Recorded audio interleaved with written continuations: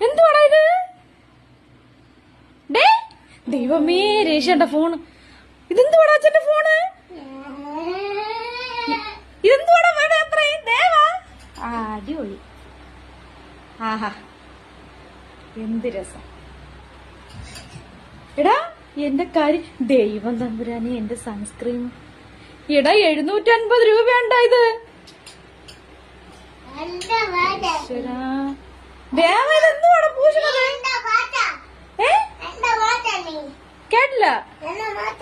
എല്ലാം മായ്ച്ചാന്നാ? ഇനി ഈ വീട്ടിൽ ഇനി മായ്ക്കാൻ എന്തോന്നിരിക്കണേ?